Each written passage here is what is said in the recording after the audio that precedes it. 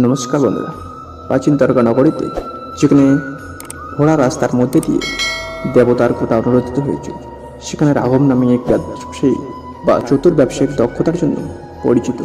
রাঘবকে অনেকেই সম্মান করতেন, কিন্তু মাঝে মাঝে প্রতিশ্রুতি ভঙ্গ করা এবং তার কথা না রাখার জন্য তার খ্যাতি ছিল। একদিন রাঘব রাজা চত্বরে হাঁটতে হাঁটতে বাসুদেব নামে এক জ্ঞানী ঋষির মুখোমুখি হন। বাসুদেবকে ঘিরে থাকা জ্ঞানের উপায় কৌতূহলী হয়ে রাঘব কাছে এসে কথোপকথন নিযুক্ত হলেন। ঋষি তার চারপাশের শক্তি সম্পর্কে উপলব্ধি করে রাঘবের মধ্যে একটি দীর্ঘস্থায়ী ভারসাম্যহীন অনুভব করেছিলেন। বাসুদেব মৃদু হেসে কৃষ্ণমণির প্রজ্ঞার উপর আঁকিয়ে নিজের কথা না রাখার পরিণতির কথা বললেন। জীবনের মহাজগতিক নৃত্যে প্রতিশ্রুতি এবং প্রতিশ্রুতিগুলি হলো পবিত্র সুতো, যে বিশেষে বুনন করে। কৃষ্ণমণি আমাদের শেখায় যে কারো কথা না রাখার পরিণতি এই সূক্ষ্ম টপেস্টিতে ব্যবহৃত করার মতো, যে ভারসাম্যহীনতার দিকে পরিচালিত করে। রাঘব মনোযোগ সহকারে শুনলেন। বাসুদেব বলতে থাকেন, প্রতিক্রিয়া, প্রতিটি প্রতিশ্রুতি গ্র্যান্ড কসমিক ডিজাইনের একটি লহরী প্রভাব ফেলে।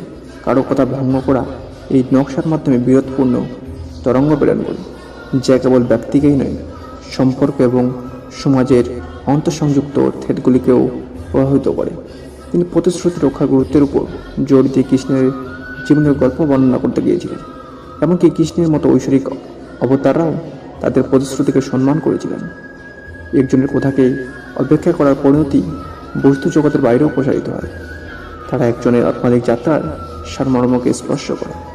কৌতূহলী তবু স্বস্তিকর রাঘব ঋষিকে প্রশ্ন করেছিলেন যে কীভাবে কেউ ভঙ্গের প্রতিশ্রুতির পরিণতি সংশোধন করতে পারে। বাসুদেব সমবেদনা সহ ব্যাখ্যা করেছিল, কৃষ্ণমণি আমাদের অনুতাপ ও মুক্তির পথ শেখায়। আপনার ভুল স্বীকার করুন, ক্ষমা প্রার্থনা করুন এবং সংশোধন করুন। যেমন একটি নদী সমুদ্রের পেয়ে আসার পথ খুঁজে পায়, তেমনি আন্তরিক অনুশোচনা ও আত্মাধিক পুনরুদ্ধারের পথ তৈরি করে।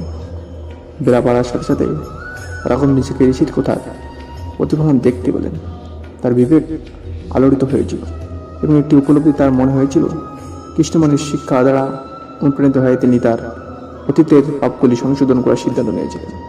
রাঘব তার প্রতিশ্রুতিগুলিকে সম্মান করার, ভাঙা প্রতিশ্রুতি মেরামত করার এবং যেখানে প্রয়োজন সেখানে ক্ষমা চাওয়ার যাত্রা শুরু করেছিলেন। ধীরে ধীরে তার মধ্যে ভারসাম্যহীনতা দূর হতে শুরু করে আত্মাধিক সমৃদ্ধি এবং সততার অনুভূতি দ্বারা স্থাপিত হয়।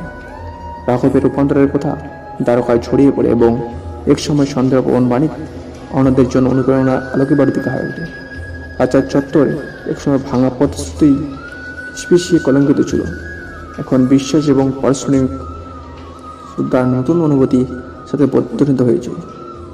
জীবনের মহাজগতিক নৃত্যে রাঘবের গল্পটি কৃষ্ণমণির গভীর শিক্ষার একটি প্রমাণ হয়ে উঠেছে। একটি অনুসরক যে একজনের কথা রাখা নিচু একটি সামাজিক বাধ্যবাধকতা নয়, বরং একটি পবিত্র দায়িত্ব, যা ঐশ্বরিক আদেশের সংঘর্ষের সাথে অনুরোধ হয়।